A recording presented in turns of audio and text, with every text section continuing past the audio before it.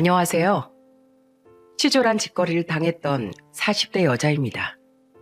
사람의 약점을 가지고 모욕을 주는 건 아주 치졸하고 못된 짓이라고 생각해요. 왜 그렇게 생각하냐고요? 바로 제가 그 못된 짓을 직접 당해봤기 때문이죠. 제게 모욕을 준 사람은 바로 제 동서입니다. 안 보고 산지 오래됐지만 최근 그 동서의 소식을 오랜만에 듣게 됐어요. 덕분에 오래전 당시의 일이 간만에 생각나더라고요. 그때 제게 무슨 일이 있었는지, 그리고 심보를 고약하게 쓴 동서의 말로가 어떤지에 대해 지금부터 이야기해보겠습니다. 저는 지방 시골 출신이고 남편은 경기도권에서 나고 자랐어요. 친정이 굉장히 가난했기에 오빠와 저는 대학을 가지 않고 일찌감치 생활전선에 뛰어들었죠. 오빠는 고향 근처 도시로 상경해 갖가지 알바를 했고 일이 잘 풀려 지금은 자기 가게를 하며 부모님을 모시고 살고 있습니다. 천사 같은 새언니를 만나 오빠는 지금 행복한 두 아이의 아빠가 되어 있어요. 반면 저는 경기도의 한 공장 생산직으로 취업했습니다. 일밖에 모르고 살다가 공장에서 함께 일하던 동료의 소개로 인해 근처 중소기업을 다니던 남편을 만나게 된 거죠. 시댁 또한 형편이 좋지 않았기에 우린 각자 모은 돈과 대출을 껴서 방 2개짜리 작은 집을 얻어 신혼을 시작했습니다. 그리고 그곳에서 두 아들을 낳아 기르며 소소한 행복을 쌓아나갔습니다. 남편은 성실하고 좋은 사람이었지만 시부와 시동생은 시댁의 골칫거리더군요. 시댁이 가난해진 이유도 바로 두 사람 때문이었죠. 시부와 시동생은 소위 말하는 깡패 출신이었거든요. 시동생은 금융업에 종사한다더니 알고 보니 사채로 돈놀이를 하던 사람이더라고요. 시부는 제가 결혼했을 당시 손을 씻고 카센터를 운영하긴 했지만 여전히 어울리는 사람들은 그쪽 사람들인 것 같았습니다. 때문에 시어머니와 막내인 시누이는 그런 두 사람을 굉장히 못마땅해 했었죠. 특히 시어머니는 쌓인 한이 많아 자주 제게 푸념을 하시곤 했어요. 내가 그 두 인간 때문에 평생 경찰서를 얼마나 들락거렸나 모른다. 두 인간 합의금 물어주다가 우리 집도 이렇게 폭삭 망해버린 거 아니니. 아휴, 내가 진즉에 이혼을 했었어야 하는데 아휴, 내 팔자야. 시동생은 저희가 결혼한 지 3년 뒤 자신도 결혼을 하겠다고 여자를 데려왔습니다. 동서를 난생 처음 본 그날을 저는 아직도 잊지 못해요. 이렇게 말하긴 좀 그렇지만 동서 정말 산티나 보였거든요. 안녕하세요. 아유, 이 코딱지만한 집에 몇 사람이 모여 계신 거예요? 잘 부탁드려요. 김세라입니다. 짧고 딱 달라붙는 검은색 원피스에 새빨간 손발톱, 스타킹도 신지 않은 맨다리와 폭탄을 맞은 듯한 파마머리까지. 거기에 눈두덩이는 파랗고 입술은 시뻘건 화장은 덤이었죠. 취향이야 제각각이라지만 어느 여자가 예비시댁에 처음 인사를 오며 저런 파격적인 치장을 한답니까? 게다가 겉모습뿐만이 아니라 하는 말투와 행동까지 정말 저렴해 보이더라고요. 첫인사만 봐도 엄청나게 예의 없는 게 티가 났죠. 그때 시동생과 시부를 제외한 모든 가족들의 표정이 정말 볼만했습니다. 시어머니 얼굴은 거의 흑빛이 되어 있었죠. 어찌저찌 통성명을 하고 우린 식탁에 둘러앉았어요. 그런데 잘 구워진 소고기를 보더니 동서가 뭐라는 줄 아십니까? 소고기잖아. 에인, 고기엔 소주가 빠질 수 없죠. 어머님, 여기 소주 있나요? 아버님이 술을 그렇게 잘 드신다면서요? 맥주도 있으면 제가 시원하게 폭탄주 한 잔 말아드릴게요. 아직 아무도 밥 한 술 뜨지 않았는데 대낮부터 폭탄주 타령이라니 정말 점입가경이었어요. 근데 그 와중에 시부는 그걸 또 맞장구를 쳐주고 있더라고요. 폭탄주? 이야, 이거 제대로 놀 줄 아는 애가 우리 집 며느리로 들어오는구먼. 그래, 여기 있다. 어디 한번 말아봐라. 자, 아버님, 세라표 달콤한 폭탄주 대령입니다. 이게 술집인지 첫인사 자리인지 헷갈리더군요. 정말 뒤로 나자빠질 뻔했죠. 제가 그 정도니 시어머니 심정은 오죽했겠습니까? 앞을 보니 시어머니는 하도 기가 차서 아무 말도 못하고 가슴만 퍽퍽 치고 계시더라고요. 제 남편은 옆에서 당시 2살이던 우리 큰애를 안고 속이 타는 듯 찬물을 벌컥벌컥 마셔댔죠. 그러거나 말거나 시부가 잘 받아주니 신이 났는지 시동생은 옆에서 한술 더 뜨더군요. 아버지 어때요, 둘째 며느리? 화끈하고 재밌죠? 이런 며느리가 집에 들어와야 집에 웃음꽃이 피는 거예요. 솔직히 우리 형수님 좋은 분이지만 사람이 재미가 없잖아요, 재미가. 그러게 말이다. 우리 큰 며느리가 다 좋은데 참 재미가 좀 없긴 해. 내 친구 놈들 보면 며느리랑 사위랑 다들 그렇게 잘 놀아서 분위기를 주도한다는데 내 그런 얘기 들을 때마다 얼마나 부러웠는지 모른다. 근데 우리 둘째 며느리 보니 나도 이제 친구 놈들한테 거하게 자랑해야겠다. 아버님, 혹시 화투 칠 줄 아세요? 화투? 그럼 내가 좀 치지. 그럼 우리 밥 다 먹고 화투 치실래요? 제가 화투 중에서도 섰다 좀 치는데요. 섰다? 우와, 우리 둘째 며느리 섰다도 칠 줄 알아? 그럼요. 제가 친구들 사이에선 섰다 김으로 불리는 사람이라니까요. 아버님, 저랑 섰다 치시면 주머니 탈탈 털리 준비하셔야 돼요. 이야, 이제 가족 모임할 때 심심할 일은 없겠구나. 아주 복덩이가 들어왔어. 난 우리 며느리감으로 무조건 합격이다, 합격. 무슨 시트콤을 보는 줄 알았습니다. 시부는 막말로 보는 눈이 발바닥에 달린 건지 눈에 아주 하트가 뿅뿅 박히셨더라고요. 하지만 그걸 저희 시어머니가 가만두고 보셨겠습니까? 합격이라는 시부의 말에 시어머니는 결국 참지 못하고 역정을 내셨죠. 합격 같은 소리 하고 있네. 합기도로 발차기를 해버릴라. 망할 영감탱이 같으니라고. 처음 본 자리에서 서로 더 예의가 주지 못할 망정. 이게 다들 뭐하는 짓이야? 가만히 있는 우리 착한 큰며느리 또 왜 건드려? 난 아직 모르겠네요. 얘가 대체 직업은 뭔지 부모님은 뭐 하시는 분인지 하나도 모르겠는데 무슨 합격이에요? 여태 알게 된 거라곤 폭탄주 잘 말고 뭐 섰다 김인가 뭔가 하는 별명뿐인데. 아이고 두야, 저놈이 어디서 꼭 저 같은 여자를 데려왔어? 그 와중에 저와 남편은 애가 갑자기 열이 나서 급하게 자리에서 먼저 일어섰어요. 나중에 시모의 한탄을 들어보니 끝까지 정말 가관이었더군요. 결국 그날 시부와 시동생 그리고 동서는 상 치우는 건 하나 돕지도 않고 소맥을 괴짝으로 마셔대며 섰다를 쳤다고 하더라고요. 그렇게 안 된다고 반대를 했는데도 그놈은 걔랑 꼭 결혼을 해야겠단다. 너 걔네들이 어떻게 만났다는 줄 아니? 걔가 옷가게를 하는데 돈이 급해서 네 시동생한테 사채 빌려 쓰다가 눈이 맞았단다. 내가 기가 막혀서 말도 안 나오더라. 근데 네 시아버진 그걸 듣고 여자애가 생활력도 강하다면서 장하다고 웃지 뭐냐? 이 집에서 나만 정상인 거니? 아님 비정상인 거니? 네 시누이는 둘째 오빠가 말한다고 들어? 괜히 역정내지 말고 엄마도 그냥 마음 내려놔. 이러고 있는데 애가 아주 억장이 무너진다 정말. 그 여자네 부모님은 결혼 허락하셨대요? 사이가 안 좋아서 인연 끊은 지 오래됐다고 해수롭지 않게 얘기하더구나. 그게 부끄러울 일은 아니다만 너무 당당하게 말하니 내가 할 말이 없었어.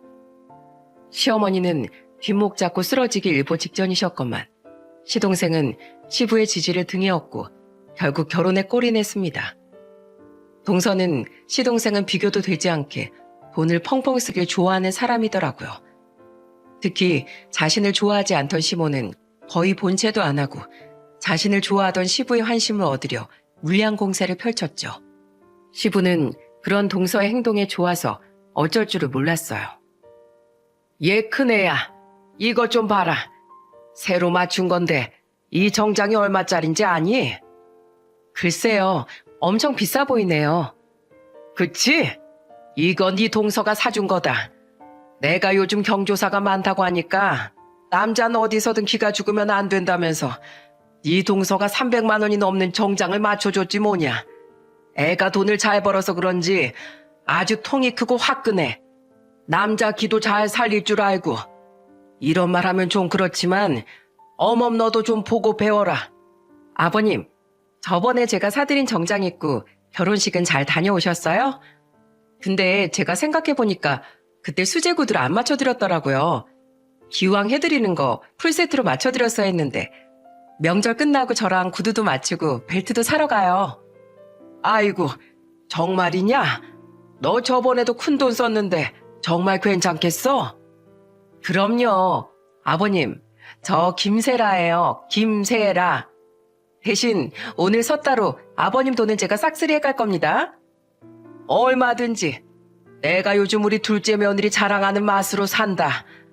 맨날 명품에 비싼 선물은 물론이고 만날 때마다 용돈도 100만 원씩 턱턱 주니 내가 요즘 카센터를 안 나가도 먹고 살 수 있을 것 같아.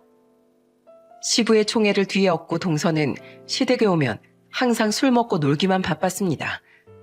자포자기하신 시모는 묵묵히 오색전을 꼬지에 끼우고 계셨어요. 시어머니가 가만히 계시니 처음 몇 번은 참았는데 더는 그 꼴을 제가 못 두고 보겠더군요. 저는 다듬던 콩나물을 내려놓고 동서에게 말했죠. 동서, 좀 너무하지 않아? 제가 뭐가요? 지금 어머님 허리가 굽도록 하루 종일 음식 준비하고 계신 거 안 보여? 우리 아가씨도 이번에 남편 사정 때문에 자기 시댁에 안 가도 돼서 쉴 수 있는 거 가족들 음식하는 거 돕겠다고 명절 전날부터 여기 와 있잖아. 내 남편도 둘째 낳고 이제 막 몸푼 나도 열심히 일하고 있는데 동선 오자마자 왼종일 뭐 했어? 술 마시고 아버님이랑 서방님이랑 섰다 나치고 코 골고 낮잠 자고 해도 너무하잖아. 아버님하고 서방님도 그래요. 어머님 요새 허리 건강 안 좋으신 거 뻔히 알면서 어떻게 손 하나를 안 거드세요? 이건 도리가 아니죠. 형님도 참 평소에 힘들게 일하는 사람들 명절에라도 좀 쉬게 해주면 어디 덧나요? 솔직히 전 아주버님이 저렇게 앉아서 음식 돕는 것도 이해 안 가네요. 형님이야 둘째 낳고 애들 본다고 회사 그만두고 집구석에 눌러 앉으셨지만 어머님이랑 아가씨랑 형님 빼곤 다 여기 일하는 사람밖에 없잖아요. 너무 놀부신 뿌시다. 놀부 아내처럼 주걱으로 동서볼에 밥을 좀 찰싹 붙여줘? 내가 회사 그만두기 전엔 언제 일 안 한 적 있어? 아버님, 여기 시금치 가져가서 다듬으시고요. 서방님은 어머님 옆에서 동그랑땡부터 붙이세요. 그리고 동서는 여기 담긴 멸치 가져가서 똥대. 아버님이 먼저 움직이셔야 서방님하고 동서도 마지 못해서라도 같이 하죠. 아무도 안 한다고 하면 저 우리 가족이랑 같이 어머님 아가씨 데리고 그냥 놀러가 버릴 거예요. 아버님 조상님께 올릴 명절 제사상 어디 아버님 손으로 직접 차려보실래요? 아이고, 알았어. 우리 큰며느리 무서워서 어디 살겠냐. 얘 둘째야, 후딱 가서 돕고 마저 놀자. 에이, 한창 재밌었는데. 빨리 안 와, 동서? 알았어요. 가요. 간다고요. 우리 큰며느리가 속 시원하게 말 한 번 잘한다. 아유, 묵은 채증이 다 내려가는구나. 제가 어른이 시아버지께 건방졌다고 말씀하실 수도 있을 겁니다. 솔직히 저야 눈 딱 감고 시댁에 발길 끊으면 그만이지만 저는 평생 고생하고 사셨던 시어머니가 안쓰러워서 차마 그럴 수가 없더라고요. 저까지 가만히 있으면 다들 시어머니를 우습게 볼 것이 뻔했죠. 그렇게 저는 결국 악역을 자처하고 총대를 맨 거예요. 이후로도 저는 동서가 예의 없는 행동을 할 때나 술 먹고 드러누워만 있으면 따끔하게 한 소리를 했습니다. 동서는 그런 제가 싫었는지 언제부턴가 저를 보면 시비를 걸더군요. 형님, 아버님 생신 선물로 뭐 사셨어요? 아버님 운동화가 많이 해진 것 같아서 아울렛에서 운동화 하나 샀어. 얼마짜린데요? 10만 원 중반대로 줬어. 애들이 빨리 커야 나도 얼른 다시 일을 나갈 텐데 애들 아빠 외벌이라 형편이 넉넉지가 않네. 애게 겨우 10만 원 중반대요? 아버님이 이러니까 밖에서 큰아들 큰며느리 자랑은 못하시죠. 저는 고급 시계랑 한정식집 예약해놨는데 너무 비교되네요. 선물은 정성이지. 동서야 돈 잘 벌어서 그 비싼 선물을 살 수 있었겠지만 우리한텐 이 정도가 우리가 할 수 있는 최선이었어.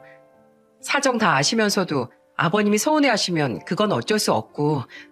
아무튼 그럼 동서 덕분에 우리도 한정식 고맙게 얻어먹을게. 하지만 안타깝게도 동서의 시비는 제게 큰 타격을 주지 못했어요. 도리어 대화가 끝나면 항상 분해하는 건 동서였죠.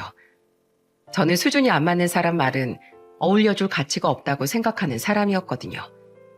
그렇게 저는 동서가 마음에 안 들고 동서는 제가 고가워서 어쩔 줄 모르니 자연히 우리 사이는 갈수록 멀어져 갔습니다. 남편과 시동생도 원래 친하지 않았기에 우리는 시댁 모임에서 서로 고개만 까딱이는 정도의 사이가 되었죠. 둘째가 오고 나선 집안이 아예 둘로 갈라지는 것 같구나.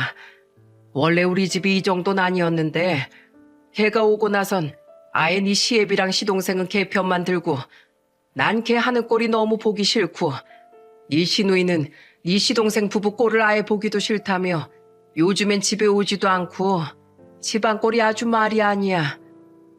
시부모님 또한 사이가 전보다 더 멀어지셨습니다. 그렇게 시댁이 어수선하던 와중 우리에겐 아주 큰 불행이 닥치고 말았어요. 결혼생활 7년 뒤 회사에서 건강검진을 받았던 남편이 재검과 정밀검사 끝에 그만 위암 3기 판정을 받고 말았거든요. 다 내 탓이야, 여보. 내가 애들이 어렸어도 어떻게든 그냥 맞벌이를 했어야 하는데 당신 혼자 저녁엔 대리운전까지 뛰다가 이렇게 몸이 상한 거야. 미안해, 여보. 당신이 왜 미안해? 난 가장이잖아. 그리고 당신이 집에서 놀았어? 애들 돌보고 집안일하면서 부엌까지 계속했잖아. 당신 아니었으면 우리 집안 이 정도까지 굴러가지도 못했어. 우린 서로 고생한 위치가 달랐을 뿐이야. 그러니까 나한테 전혀 미안해할 필요 없어. 좀 찾아보니까 3기였어도 완치되는 사람도 있다더라. 나 꼭 나올 테니까 나 믿고 절대 아무 걱정하지 마, 여보. 저는 충격과 슬픔으로 정신을 차리지 못하고 있는데 정작 당사자인 남편은 저를 위로해 주기까지 하더군요. 저는 남편의 말에 이를 악물고 힘을 냈어요. 아이고, 내 아들. 혹시라도 수술하다 잘못되면 어떡하니? 엄마 걱정 마. 오빠 강한 사람이잖아. 맞아요, 장모님. 다 잘 될 거예요. 그래, 여보. 딸이랑 사이 말 들어. 암 걸린다고 다 죽나? 사람 목숨 생각보다 질긴 법이야.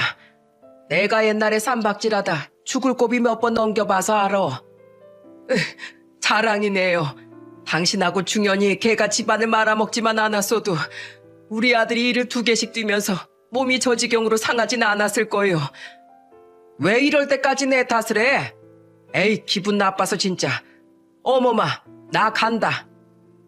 우리 둘째 며느리 일하고 있냐? 장사하느라 심심하지? 이 시애비가 놀아주러 가마. 기함을 했습니다. 시부는 남편의 수술 도중 시어머니께 기분이 상했다며 수술이 끝나지도 않았는데 병원을 나가버리더라고요. 동서의 옷가게에 놀러가 섰다나 쳐야겠다며 말입니다. 시동생과 동서는 아예 수술이 끝날 때까지 일하느라 바쁘다며 코빼기도 보이지 않더군요. 그 둘은 그렇다 치고 원래 저 정도는 아니었던 시부는 그쯤 완전히 동서와 시동생에게 더 나쁜 물이 들어버린 것 같았어요. 남편의 수술은 다행히 성공적으로 끝났습니다. 문제는 저희 가족의 생계였죠.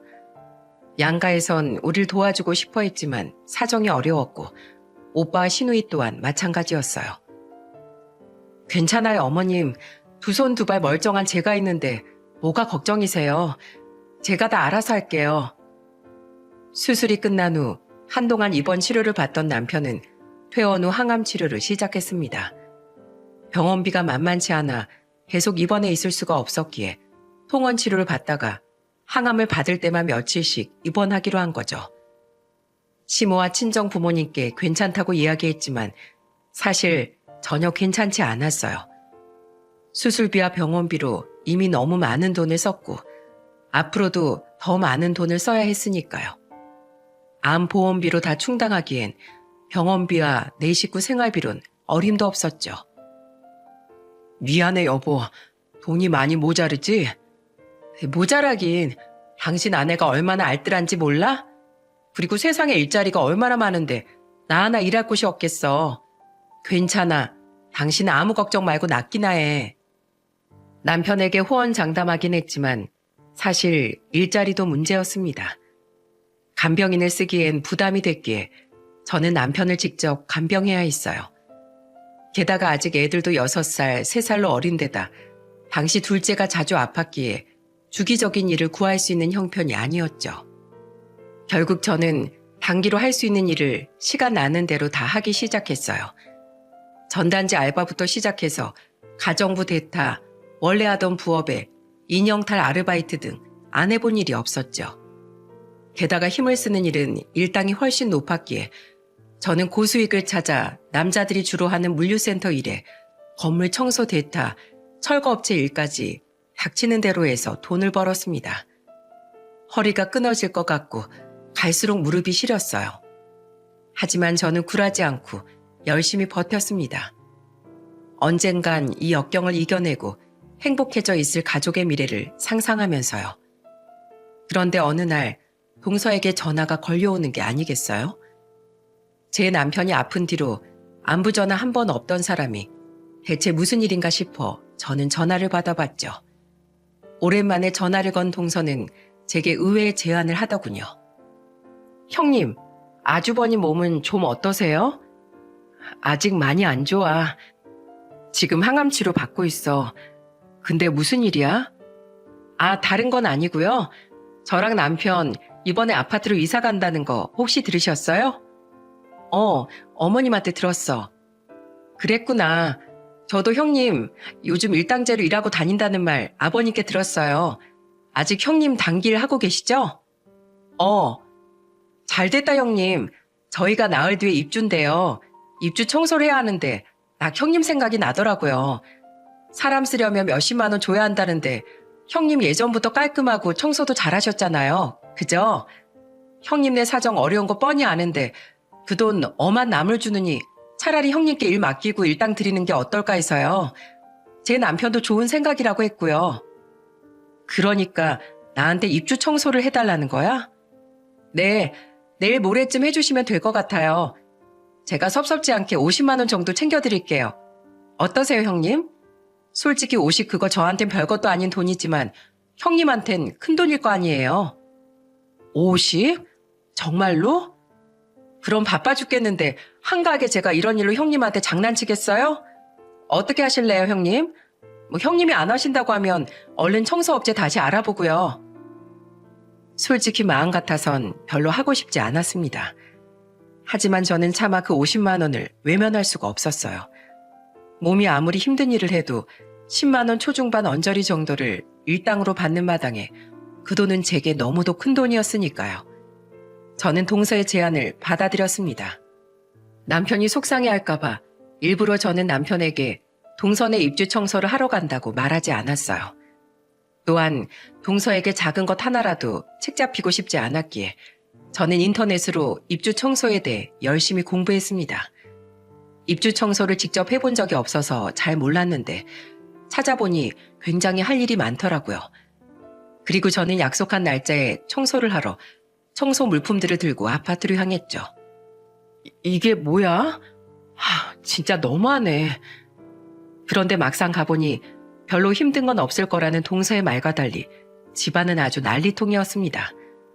동서와 시동생은 집을 전부 리모델링 했더군요.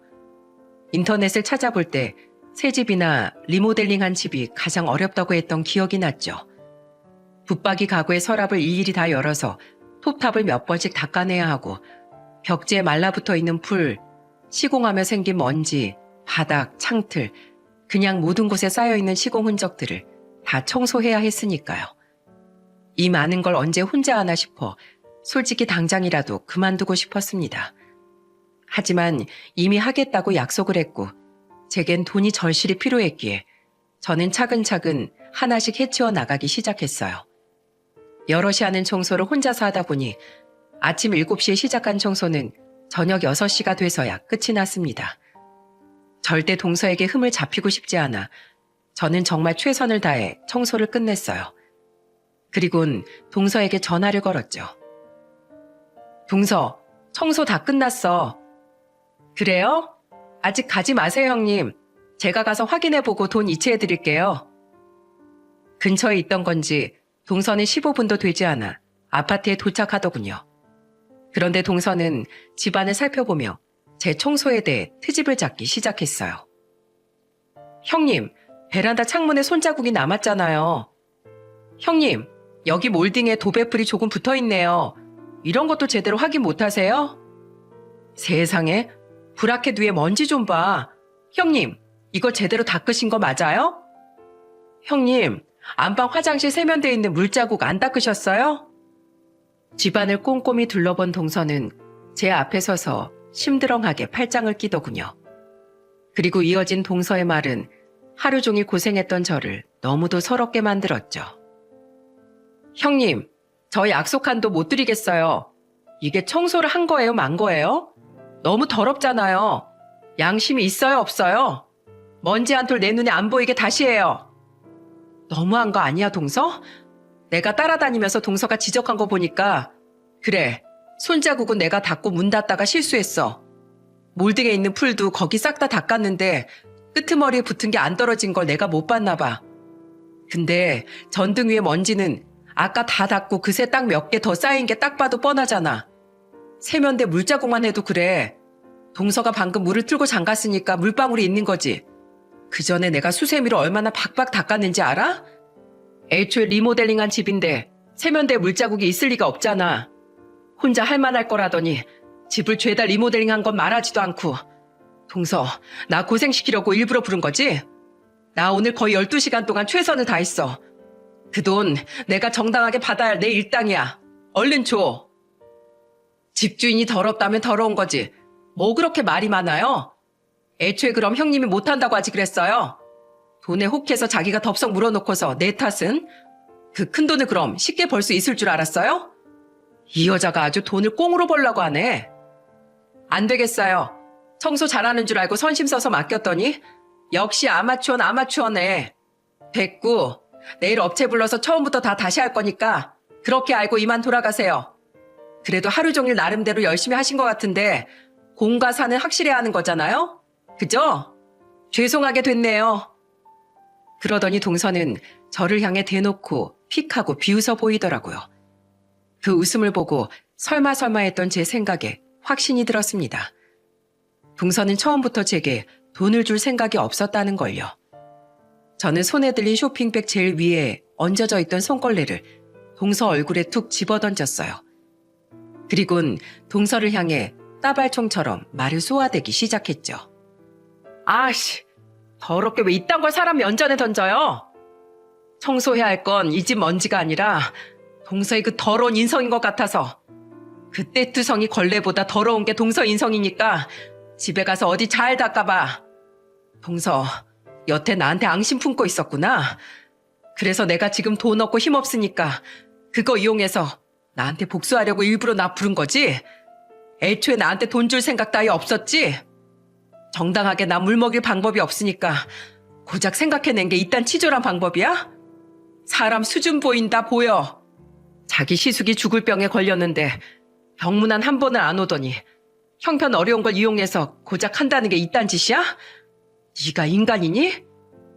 형이 암에 걸렸어도 얼굴 한 번 안 들이미는 네 남편이나 너나 참 수준 똑같은 것들끼리 만났다.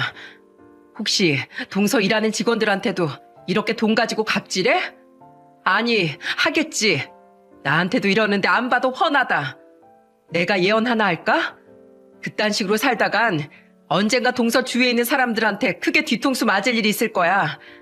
그 사람들이 문제가 아니라 동서는 부처님도 자기 적으로 만들 인간이거든. 사돈 낱말하시네. 그러는 형님이야말로 평소에 저한테 잘하지 그랬어요. 그럼 제가 이런 짓도 안 했죠. 엄한 짓으로 자기 무덤 판 건 바로 형님이에요. 지 성격도 더러운 게 어따 대고 지적질이야. 전 예전부터 형님 그 남 가르치려는 태도 진짜 싫었어요. 아우 재수없어. 거봐, 자기 입으로 인정하네. 나한테 복수하려고 일부러 이런 거라고. 그리고 나라고 다 큰 인간한테 이래라 저래라 하고 싶었겠어? 인간이 덜 됐으니 그렇게라도 인간구실하라고 시킨 거지. 됐고, 난 더 이상 동서랑 이딴 얘기로 입씨름하고 싶지 않아. 이런 유치하고 치졸한 동서 행동에 놀아나 주는 건 이번이 마지막이야. 난 앞으로 동서 안 볼 거니까. 부디 앞으로 서방님이랑 둘이 애 낳지 말고 잘 살아. 괜히 불쌍한 애 낳아서 니들 같은 한심한 부모 두게 하지 말고. 뭐야? 이게 보자 하니까? 너 진짜 내 주먹 맛 좀 볼래? 너야말로 빗자루로 좀 맞아볼래? 아니면 유리창 세정제 좀 눈 아래 뿌려줘? 눈에 뭐라도 좀 베게? 결국 동서는 갖은 쌍욕을 하며 제게 달려들려고 하더라고요. 하지만 제 손에 들린 쇼핑백엔 이성 이름 불려오른 물리체 청소도구가 가득했죠. 제가 빗자루를 번쩍 집어들자 동서는 순간 몸을 움츠리더군요. 저는 확 그냥 하고 소리치며 그대로 그 집을 나와버렸습니다. 강한 척했지만 사실 너무 서러웠어요. 버스를 타고 집에 오는 내내 눈물이 멈추지 않더라고요. 그런데 그 와중에 동서는 제게 30만 원을 보냈더군요. 그리곤 제게 이런 문자를 남겼어요. 다는 못 주겠고 인생이 불쌍해서 제가 30만 원은 보냈어요. 그냥 적선하는 셈 치려고요. 그러니까 이 돈으로 아껴서 어디 한번 잘 살아보세요. 약이 오른 동서의 마지막 발악이었겠죠. 저를 어떻게든 약 올리려고요. 솔직히 마음 같아선 당장 돌려보내고 싶었지만 제겐 그 돈이 절실했기에 그러지 못했어요. 그리곤 고작 한다고 한 게 일단 시덥지 않은 답장뿐이었습니다. 물론 받은 동서는 바짝 약이 올랐겠지만은요. 동서도 나한테 아낀 20만 원으로 부귀 영화 누리면서 살아. 그리고 아까 말하려고 했는데 앞니에 립스틱 묻었더라. 내가 던지고 온 손걸레로 좀 닦아. 하도 울어서 기진맥진한 채로 저는 집에 돌아갔습니다. 남편이 걱정할까봐 문 앞에서 황급히 얼굴을 정돈한 뒤 말이죠. 그래도 눈이 부은 게 티가 났는지 남편은 제게 아무것도 묻지 않았어요. 힘없이 다녀왔다고 인사하는 저를 물끄러미 바라보던 남편은 저를 가만히 안아주었습니다. 오늘은 청소일하고 온 거야? 힘들었겠다. 여보, 조금만 기다려. 내가 빨리 나와서 반드시 당신 호강시켜줄게. 정말 고생 많았어. 가뜩이나 아픈 남편의 마음까지 아프게 하고 싶지 않았기에 저는 끝까지 남편에게 그날 일을 말하지 않았습니다. 하지만 남편의 따뜻한 품과 말로 충분히 위로받을 수 있었죠. 그 뒤 저는 동서와 시동생과 완전히 교류를 끊었습니다. 명절이나 가족 행사 때 그들을 마주치고 싶지 않아 저는 시어머니께만 당시의 일을 전해드렸어요. 시어머니는 경악을 하며 저를 위로해 주셨죠. 어차피 아범도 아픈데 굳이 명절 맞춰서 올 필요 없다. 나도 자주 들를 테니까 넌 걔네들 때문에 괜히 스트레스 받지 말고 마음 편한 대로 하려무나. 제가 시동생 부부를 피하자 남편 또한 무슨 일이 있었구나 하고 짐작하는 것 같더군요. 하지만 남편은 제게 아무것도 묻지 않았죠. 이후 남편은 계속해서 투병 생활을 했습니다. 솔직히 암 3기는 살 가능성이 적다는 말에 하루하루 무서웠지만 다행히 남편은 조금씩 호전되고 있었어요. 저는 큰애가 초등학교에 들어가면서부터 5살 된 둘째를 어린이집에 맡기고 공장 생산직으로 다시 재취업을 하게 되었습니다. 감사하게도 시어머니가 거의 저희 집에 머물며 남편과 애들을 돌봐주셨거든요. 내가 아범 암 판정받기 직전에 다친 허리가 조금만 빨리 나았어도 더 일찍 도와줄 수 있었을 텐데 너무 늦게 도와줘서 미안하다 어머마. 아니에요. 지금이라도 도와주셔서 너무 감사하죠. 근데 어머님, 여기서 계속 이렇게 지내셔도 괜찮아요? 아버님이 뭐라고 안 하세요? 그 양반이랑 난 이제 같은 집에 있어도 한마디도 안 해. 게다가 가끔씩 그 양반 보러 온다고 오는 둘째네 얼굴 보기 싫어서라도 난 이 집이 훨씬 좋다. 근데 이 좁은 집에 괜히 내가 와 있어서 너희가 불편하지 않니? 그런 말씀 마세요. 애들이랑 같은 방에서 주무시면서 잠자리 봐주시는 것도 제가 얼마나 감사한데요. 그런데 제가 복직을 하고 얼마 되지 않아 시어머니는 굉장히 놀라운 소식을 전해주시더군요. 시어머니가 전해주신 소식은 바로 역대급 대반전이었어요. 오늘 네 시애비가 웬일로 전화가 왔다. 그래요? 뭘 하세요? 내가 기가 차서 오늘 여러 번 뒤로 넘어갔다. 네 시동생 사채하는 거 알지?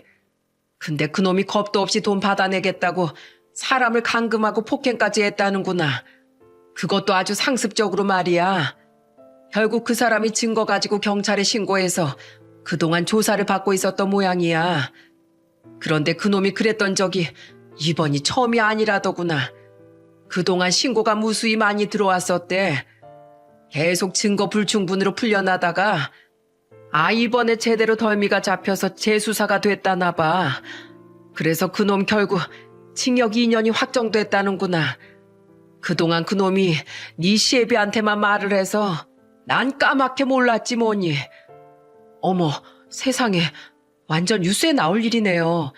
어머님 괜찮으세요? 그래도 아들 일인데 속상하시죠? 속상하긴 피해자 부모가 나보다 더 속상할 텐데 내가 자식을 그렇게 키워놓고 속상할 자격이나 있겠니? 아주 잘 됐다. 근데 그게 끝이 아니야. 너 놀라지 마라. 진짜 내가 어이가 없어서 네 동서 옷가게 하던 거 아니란다. 여자 나오고 양주 파는 그 술집 알지? 그런 유흥주점을 여태 운영했었대. 근데 미성년자를 한둘도 아니고 10몇 명이나 고용한 게 단속에 딱 걸려서 아예 문을 닫았다는구나. 근데 그것뿐만 아니라 그 술집이 조사해보니까 불법적인 일에 한두 가지 연루된 게 아니었대.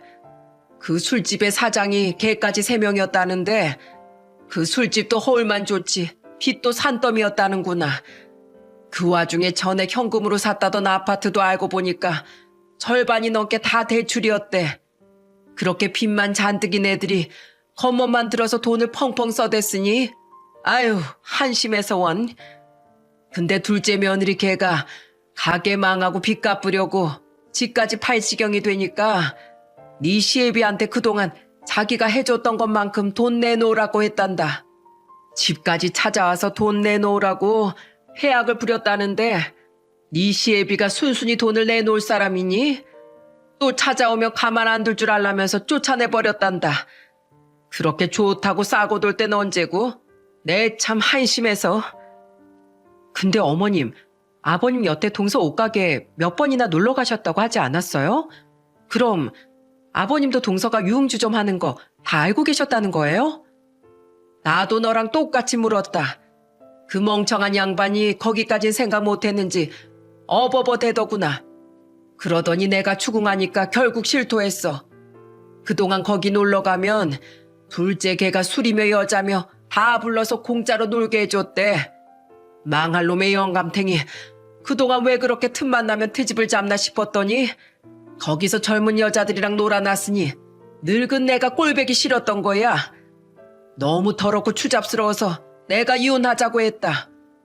그랬더니 이제 와서 자기 버리지 말라고 사정을 하더구나. 어림도 없지. 그동안 내가 지를 얼마나 참아줬는데 은혜도 모르고 술집 여자들이랑 놀아나? 더 이상은 그 영감 절대 용서 못한다. 남편은 자기 집안이 너무 콩가루라며 제게 창피하더군요. 그만큼 시댁의 일은 정말 반전의 반전의 연속이었죠. 그 뒤 시어머니는 정말 시부에게 소송을 거셨습니다. 어떻게든 엄마 인생을 구제해주겠다며 시누이가 시매부와 상의 후 변호사 비용을 시어머니께 대드렸죠. 게다가 더 웃긴 게 뭔지 아십니까? 시부가 술집 여자와 놀아났다는 증거가 필요했는데 시어머니가 끝장을 보겠다며 동서에게 연락을 한 거예요. 근데 그 와중에 동서는 시부가 돈 한 푼 안 주고 자기한테 으름장까지 놨다고 앙심을 품고 있었더라고요. 그렇게 동서는 시어머니의 편에 서서 시부의 유책 사유에 대한 증거를 줄줄이 증언해 주었죠. 결국 시어머니는 소송에서 승소하셨습니다. 시부는 재산의 거의 절반을 시어머니께 토해내야 했는데 집값을 포함한 재산을 분할했던지라 집을 가진 시부에게 남은 건 사실상 폐업 직전인 카센터와 약간의 재산이 전부였어요. 그제야 시부는 외롭다며 우리와 시누이에게 연락을 해댔지만 자식들의 반응은 싸늘했죠. 저 또한 남편의 중요한 수술을 내팽개치고 동서의 술집에 여자랑 놀러 간 시부에게 정이 떨어져 시부의 연락을 더 이상 받지 않았어요. 시부모님의 이혼이 진행되던 사이 결국 동서는 리모델링도 다 한 그 아파트를 팔고 작은 원룸으로 이사를 갔다더군요. 그렇게 돈으로 갑질을 해대더니 경제적으로 아주 장렬히 전사해버린 거죠.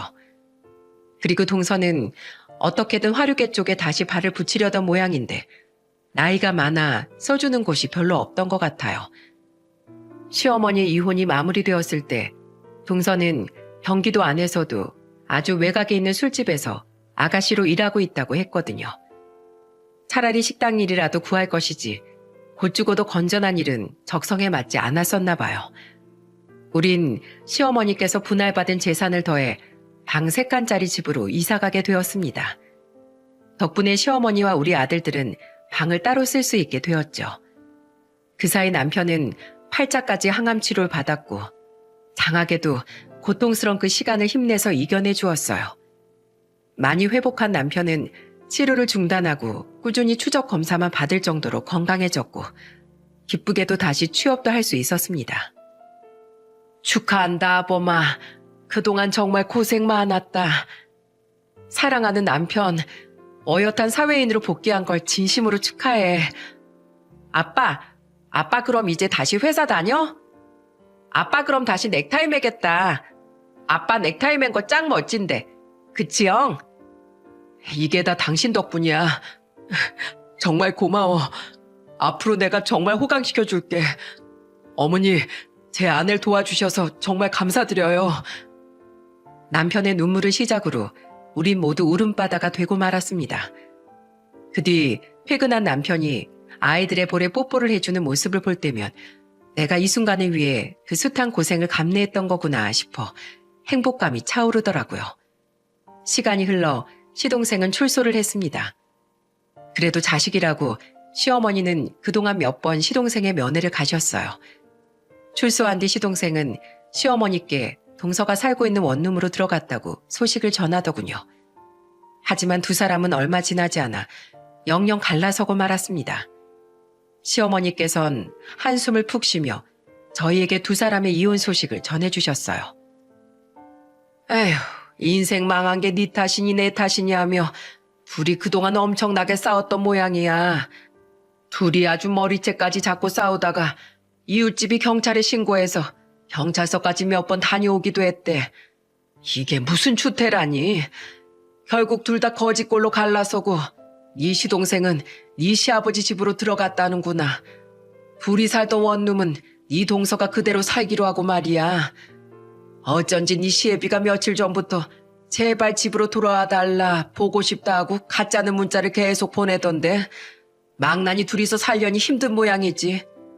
특히 둘째 걘 자기 손으로 밥 한 번 제대로 차려 먹은 적 없는 놈이라 네 시아버지가 그놈 데리고 살려면 고생 좀 할 거다. 정 못 견디겠으면 내쫓겠지 뭐.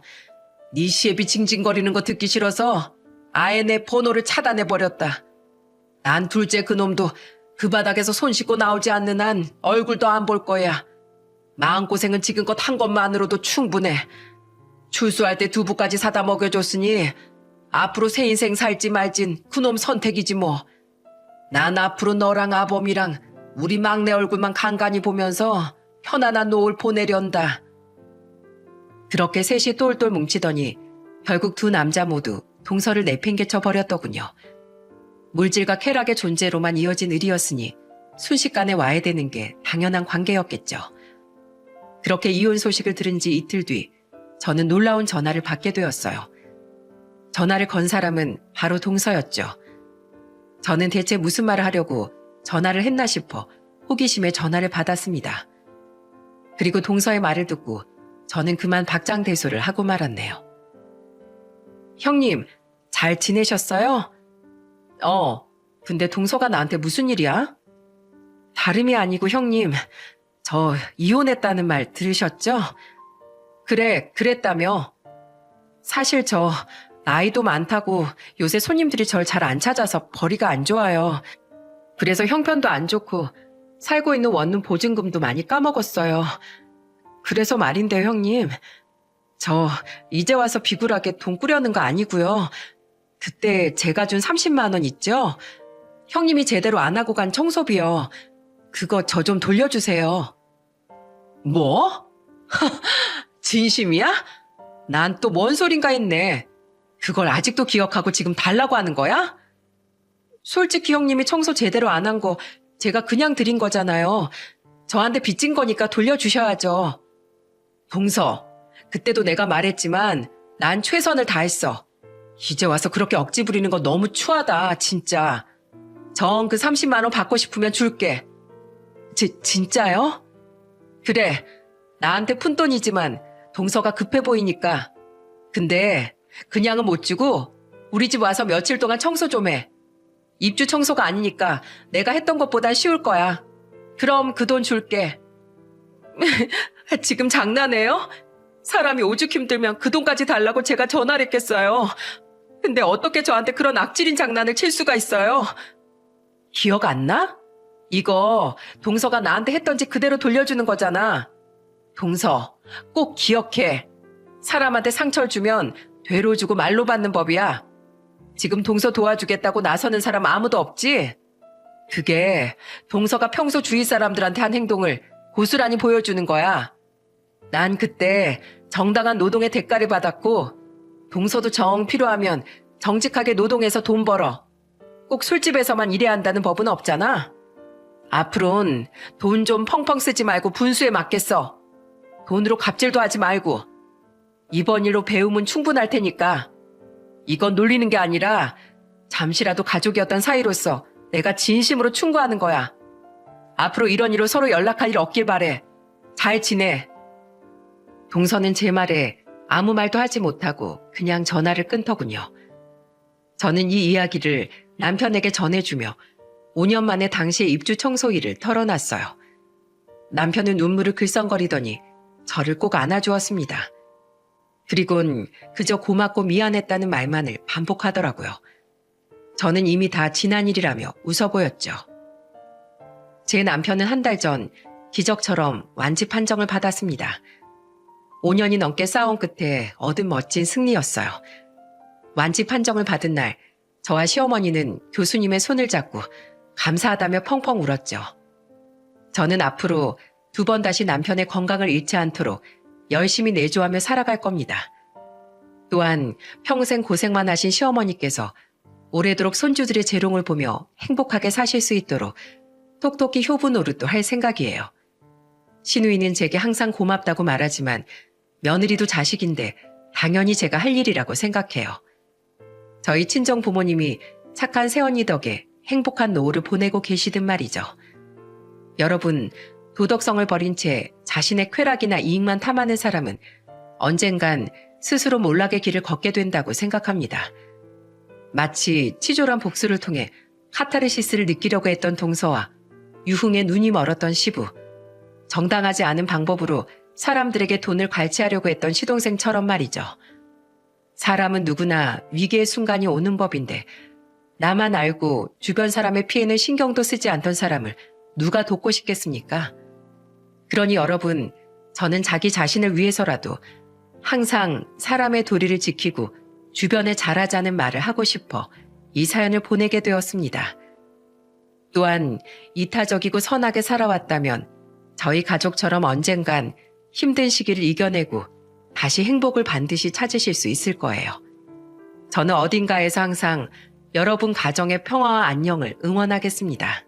그럼 사연 끝까지 들어주셔서 정말 감사드립니다.